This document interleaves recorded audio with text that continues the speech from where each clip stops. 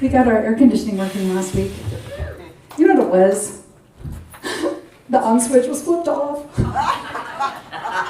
We've got this weird little switch in the back, in this back closet, and somebody had turned them off. It was the weirdest thing. Nobody ever turns them off. Not deliberately. Not deliberately. I don't know. It could have been me. I've accidentally left my tape dispenser and my phone in that little tiny closet, so it could have been my head. Like bending over to feed the cat and get the cat food, I don't know. You just never know what's happening in that room. Well, our Sunday topic today is saying yes to life. Yes to life. Sometimes it feels like, just getting up in the morning, getting out of bed.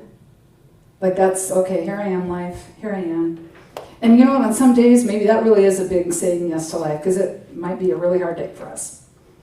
But when I say yes to life, what I'm talking about is saying yes to that power that creates worlds, that force that puts the galaxies into their spin, that is working through you, for you, as you.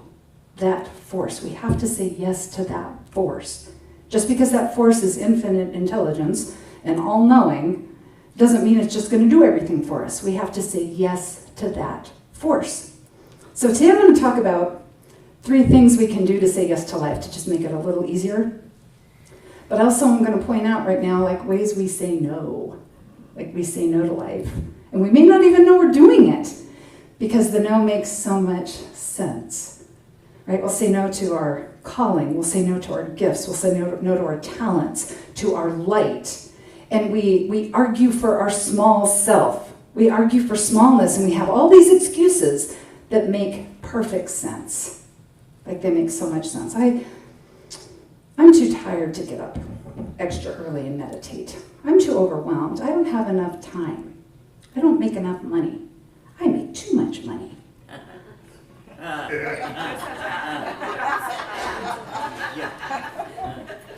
See, that's one of those accidental funny moments I was telling you about. Yeah.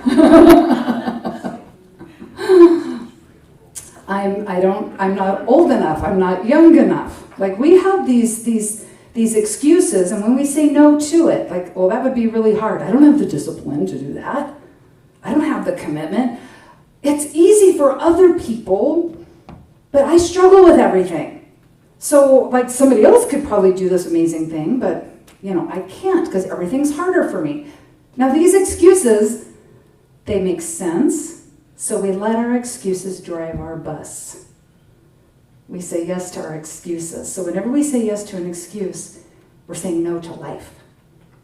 And so there are 3 things that we can do to say yes to life, even when those excuses make so much sense to us. And I've had years and years of practice with my excuses. I've had some really good ones. Yeah, so if you need a good excuse and you can't think of one for yourself, come talk to me later. Okay, so here's 3 things that we can do that kind of up-level how we do what we do. And the first thing is giving up our need to control, right? Our need to control, our environment, the people in our lives, what the government is doing, what other countries are doing. Our need to control actually comes from us being in resistance. But when we're in resistance, we get into resistance because something's happened in our life and we don't like it. And maybe this something is scary. And maybe this something, we don't feel like the universe has our back and we don't know what to do next. So we go into resistance and we're lacking faith in what we can do. We lack faith in the universe working through us. And when we're in resistance, the whole time we're in resistance, we're looking backward. We're looking into our history. When things happen now, we can look back and say, well, you remember in the 1980s when everybody was spending all their money? Remember in the 90s when the music got kind of weird? But we go back into our history, and even if our history was hard or complicated, it's familiar.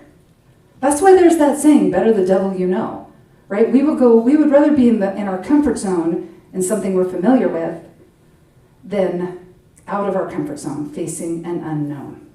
So we get upset by something that's happened in our life. We get upset by something in the environment. We feel like everything's out of control, which we have been feeling that on a global level for 2 years now, 3 years, 2 years, right? So there's that feeling of being in resistance and then wanting to control everything. Now, the antidote to needing to control everything is surrendering to the process of life. And I know I've talked about this a lot, but it's because right now, more than I think ever, like we need to consider what it means to actually surrender. Now, when we can accept what's happening in the package of our life, what we're doing when we're surrendering is we're just opening the way for a new way forward. Surrendering doesn't mean, well, I'll just tolerate all this awful stuff going on. I guess I just have to be in all this. Surrendering is to accept, all right, I see this is going on, so what can I do anyway? Right? What can I do next? Now, there are three things we can do. It's always like three things, I guess. So there are three things we can do that help us in our process of surrendering. Now, the first one is something that teacher Yeshua talked about when he said, cast your burdens on me. Your yoke is heavy, my yoke is light. What he was saying was, you have all these burdens, you have all these things weighing on you, and I don't because I know how to surrender. So lay it on me, friend. That's what casting our burdens is. Casting our burdens is simply listing out everything that bugs us. We don't have to do anything about it at that point. We just list out, this is what bugs me. This is what I don't like that's happening in my life.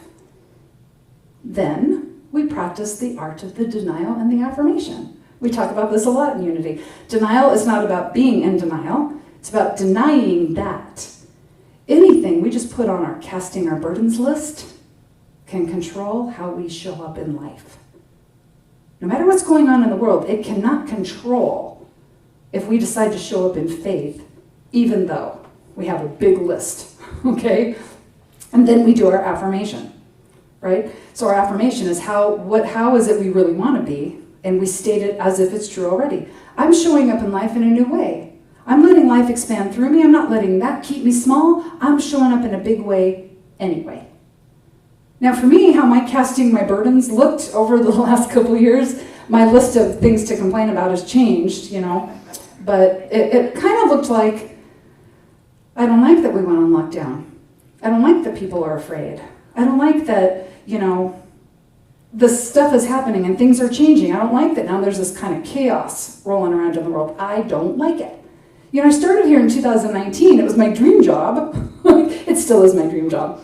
But then all of a sudden, things were happening that I was not expecting. I didn't like what was going on. So I cast my burdens. I don't like this, and I don't like this, and I don't like this. And then my denials.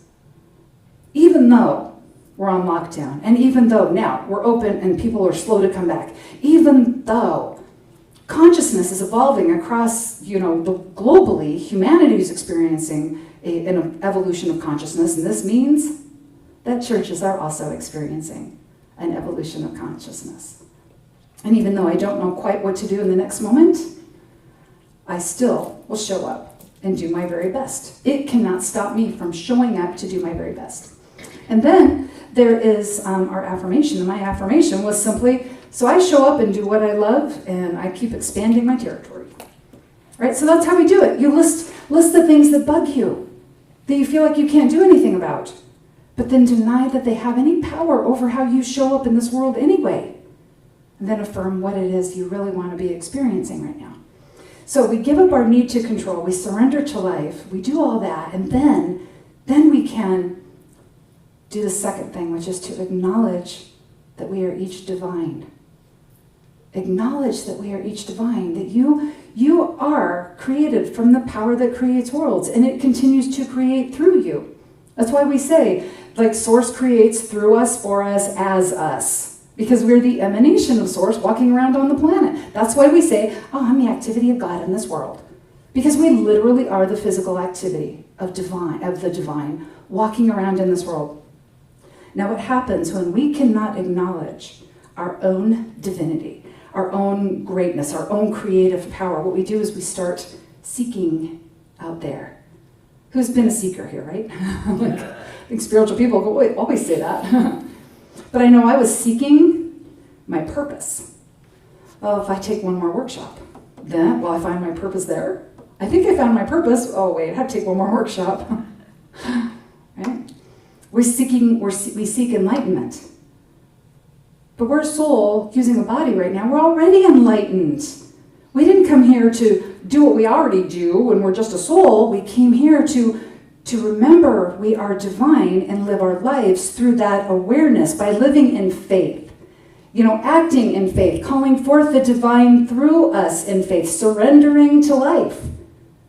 That's what we came here to do, to have that experience of calling forth our divinity into the way we live a human life. Choosing from faith, not choosing from fear, choosing from faith. Now what happens is if we look out there, we're abdicating our spiritual authority. When we're looking out there, that thing, if I do that thing, then I'll feel whole. If I do that thing, then I won't feel like so non-spiritual. I'll feel more spiritual, right? But if we're seeking something out there to fix us, we're not acknowledging our divinity. Now, imagine that you break your arm. Now, because I'm not saying that something out there can't serve us. Something out there might serve us or give us an epiphany, right? But it's like if you break your arm and say that the bone is broke enough, you can see that there's a bump. I won't get really gross here, but imagine there's like a bump there. You can see it, like, oh my gosh. So you go to somebody who can set the bone back where it belongs, and then maybe somebody puts a cast on your arm. But guess what? The person who set the bone is not the one who healed your arm. The person who put the cast on your bone is not the person that healed your arm. When you broke your arm, the infinite intelligence within you already started working on healing. Now somebody out there set the bone, gave you a cast to make this a more optimal experience for healing, because now that the bone is set, the healing can occur quicker and easier. But it's not something out there that did the healing. Now, often we forget we're divine in nature, that we're the divine walking around in a body. We look out there for something, but that saying, right? There's that within us that knows what to do, how to do it, and it compels us to act on what it knows. I'm not talking about a parasite when I say that. I'm not saying there's like, the divine spark is like here now, but then maybe it's gone later because I'm not getting any great ideas. That thing, that's always there. That's us. That inner spark is the non-physical version of us. Our soul, God, the divine, infinite intelligence, whatever you want to call it. It's within us, as us all the time. That is within us, that's us that knows what to do, how to do it, and it compels us to act on what it knows. It's our non-physical self. Now, when we do things like learn how to surrender to life, and then we can acknowledge our divinity, it creates a more optimal environment for us to be creators. So then we can do this next thing, which is doing our very best. Doing our very best with what we've got. Because now we are in an optimal environment for creating. So doing our very best is about doing our best with the package of our life. Doing our best with the body we have right now. Doing our best with our relationships right now, doing our best with our gifts and our talents and our ideas right now, doing our best with our current location right now, doing our best with the place that we have to utilize, the space that we've got, the equipment that we've got, because when we do our best, we keep opening up that place for more, right? We keep opening it up for more. And this is not about perfection. Doing our very best, it's not about perfection. It's not even about greatness. It's about making the choice that brings us peace at the end of the day versus making a choice that brings us suffering. And the choices that bring our suffering happen when we look at our history and we think, God, I wish I could just go back to 19. I wish I could just go back to 1990. What? Not 2020. No, not 2020. I wish I could just go back to 2020. We could do things differently too, I guess. So we do our very best because we've surrendered to life. We're acknowledging our divinity. Now it's easy to do our best, easier to do our best. But this puts us in the optimal place to not just be creators in our lives, but also to act in faith. Even when things don't seem to be working out. Even at first, when it looks like, this didn't work out for me. Things don't always work out when we act in faith. They just don't. Like we were pretty excited about having our Battle of the Bands here yesterday. We started planning it a few months ago, and then we just ended up canceling because we had so many bands drop out at the last moment. But, when it happened, when we were discussing it Thursday evening, I wasn't thinking, oh, but I was inspired to do this. I got this idea to do this, and I felt so good. I was so excited. There was so much enthusiasm, and all of us working on it together. We were super excited, and all the high school kids who were going to participate in this Battle of Bands, they were excited that it didn't work out. And I didn't sit around thinking, but wait, I was inspired. What was wrong? Was that wrong? I guess I shouldn't have acted on that. That was wrong. That wasn't my idea, I guess that was just my ego wanted to do something like that. But I didn't think that at all, actually. Adam and I have already had a couple of really great conversations about the next thing. So we didn't get to have our Battle of the Bands. So we've got 500 hot dogs right now. No, it's not that bad. We are going to have hot dogs after service today, though, if you would like.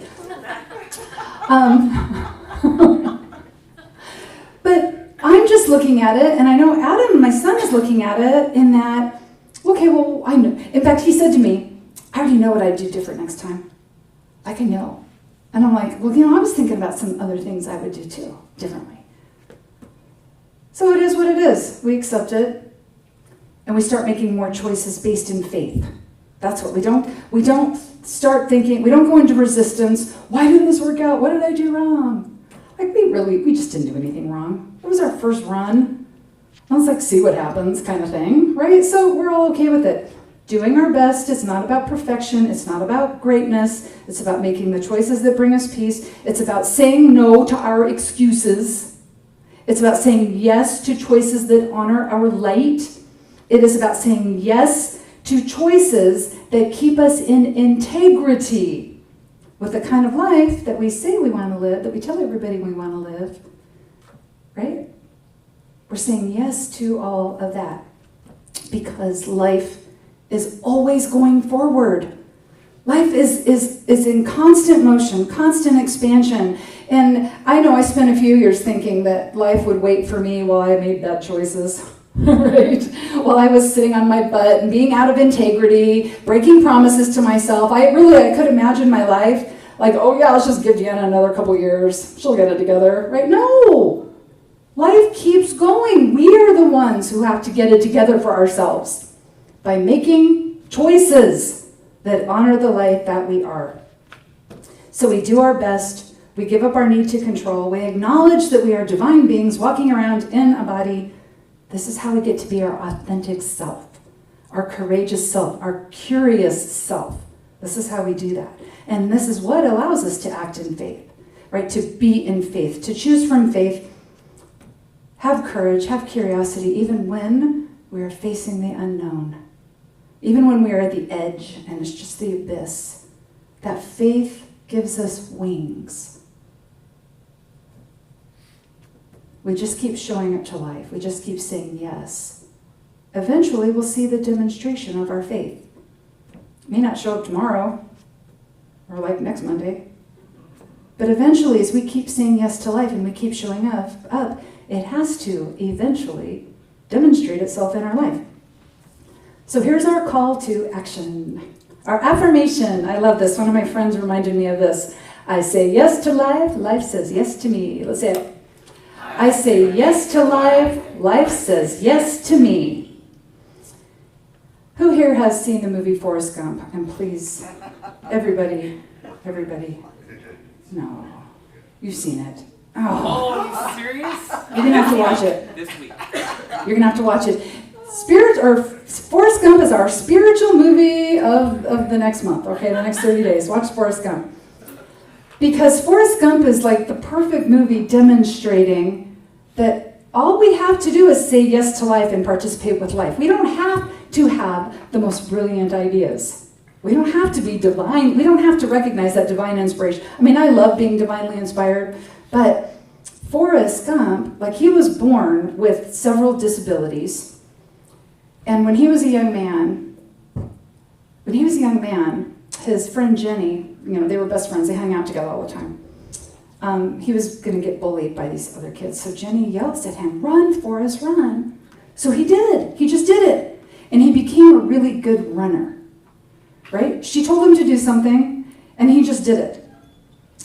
Well, then he gets so good at running, the high school football team wants him to join, the coach wants him to join the high school football team. So he says, okay, he joins the football team. Well, he's so good in the high school football team that a coach from a college football team is out scouting for football players. He tells Forrest, if you come play on my team, you get a full scholarship to college. Forrest says, okay. So he goes through college, he joins the army, he's getting ready to go to Vietnam. His friend Jenny says, if you're in danger, you run. You run. So Forrest goes to Vietnam, he makes a new best friend, Bubba, and one day their platoon is attacked, and so Forrest runs. But he doesn't just run away from danger, he grabs somebody who's injured and drags them out of the danger too. And he keeps going back because he's looking for Bubba. But he drags so many people with him. Like he ends up saving a lot of lives. That wasn't his plan. He wasn't divinely inspired to do all that. He's just saying yes to keep running away. Okay, so then he's in the hospital. He's recovering because he got shot in the hindquarters. He's playing ping pong for fun, but he ends up being really, really good at it. And an army scout sees him and tells him he wants him to go on tour and play against other service people who are really good at ping pong. Forrest Gump says, okay. And he goes. He makes some money, some good money. He comes home. But see, his friend Bubba had also asked him, when we get out of the service, let's have a fishing boat. We're going to be shrimp fishermen. I'm going to be the captain. Forrest had said to him, okay. So after he gets out of the army, he goes down to, I think it was Louisiana, off the coast. He gets a shrimping boat, becomes a captain, makes $1 million, millions of dollars. Forrest Gump was not the idea guy. He wasn't the idea guy. And I remember the first time I watched this movie, I was thinking, wow, he had so many really lucky things happen to him. But those lucky things didn't happen to Forrest. He participated with life. All of those good things happened because he kept saying yes to life. He said yes, and that opened up the new opportunity. He said yes, okay. He said okay, it opened up the next opportunity. He said okay, it opened up the next opportunity. And see, this even shows us we don't have to be like, yes. We can be like, okay, all right. I'll try it. I'll do it. Okay. And this is what happens when we participate in life too. We keep opening the way. We surrender to life.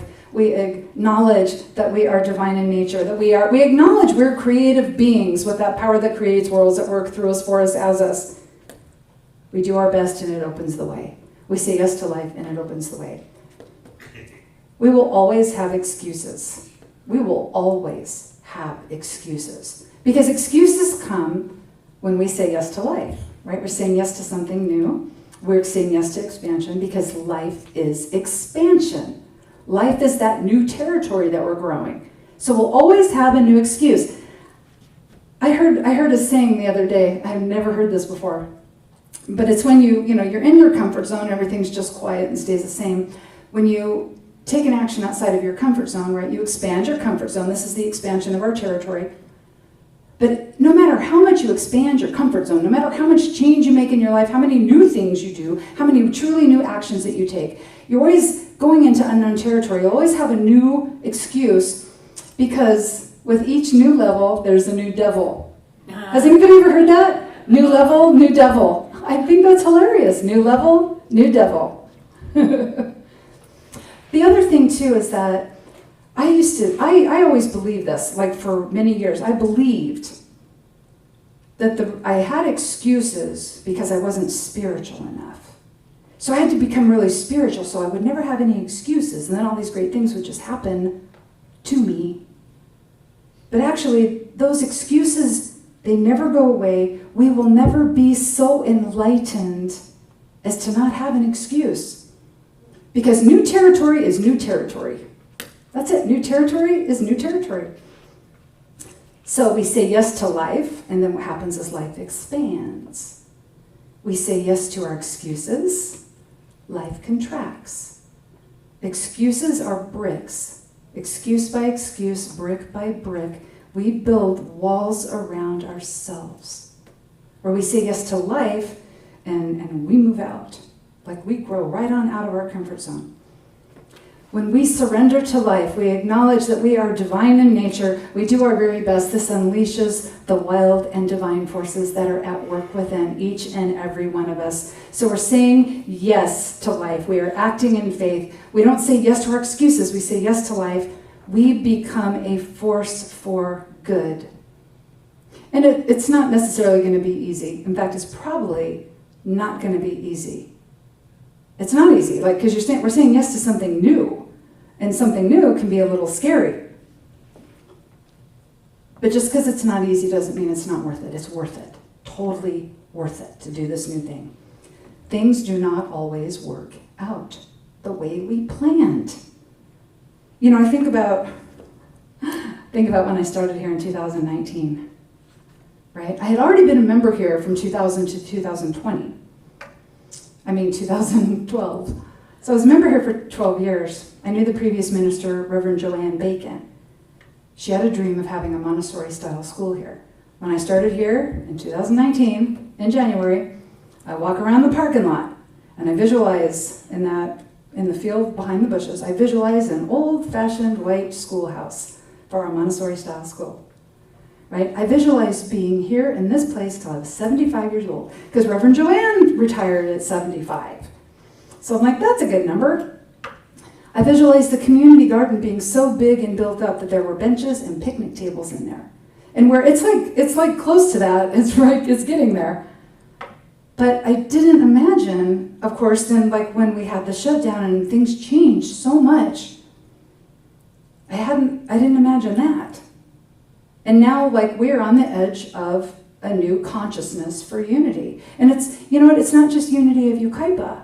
Like, we're changing how we do what we do here. We're changing, and we're growing into something new and exciting. But see, I say new and exciting because I feel the enthusiasm. I feel excited about it. But I don't have that kind of plan like I did in 2019. I got nothing. Everything has changed that much. Right? But you know what? We come up with something new. It's not just unity of Yucaipa, it's unity churches across the board. And it's not just unity churches across the board. It's New Thought churches. It's all the churches, right? Every churches are just experiencing this new way of being and serving their community, right? We're all just discovering this new thing. Actually, I found my little journal that I started here in 2019 and all my goals for unity. I was thinking, you know what I'm going to do? I'm going to burn that journal. I'm going to scatter it. I'm going to scatter it all over the grounds. Time for a new journal. That's all. Just time for a new journal. And that's okay. It's okay to know that just because we acted in faith and because we had all this inspiration, all these great ideas, and then something doesn't work out, it's okay. I mean, it can be disappointing, but it doesn't mean we're stuck. We are part of life. We keep expanding with life. We keep growing into the next brightest thing. Trying to stay stuck someplace, it's like we become stagnant. So we want to stop resisting what's going on and grow with life. Growing with life. Acting in faith. One of the things I do different now, these last few months, than I did when I started here, is I will ask myself, this decision I'm about to make, that I'm thinking about making, this choice that I'm going to make, will it bring me peace or suffering? Will it bring me peace or suffering? At the end of the day, if I ate a box of cookies, is it going to bring me peace or suffering? Like in the moment, I'm going to be full of, dopamine? Like happy hormones or whatever when I'm eating the cookies. But you finish that box of cookies and it's regret. I can look at a box of cookies and literally be like, oh, that'll bring suffering. Like I just know it'll bring me suffering. What's a choice that brings us peace? And it's not always an easy choice. Because we know, it's like, well, this is taking me into the unknown. Like I gotta be able to use these wings really good where I'm going. But it will bring us peace. Because we're in faith. We're in faith. It's not gonna be easy. But when we're surrendering to life, when we're acknowledging our divinity, we're doing our best, even though it's not easy, it's going to be worth it. Saying yes to life, this is how we are creating heaven on earth. Not by saying yes to our excuses and yes to our walls that we're building around us. That doesn't get us anything but suffering. We say yes to life. And that is how we are creating heaven on earth. So until next time, remember you are divinely designed to be doing all of this. You are the hands, you are the heart of God in this world and everything you do. You are blessed, and so it is. Amen.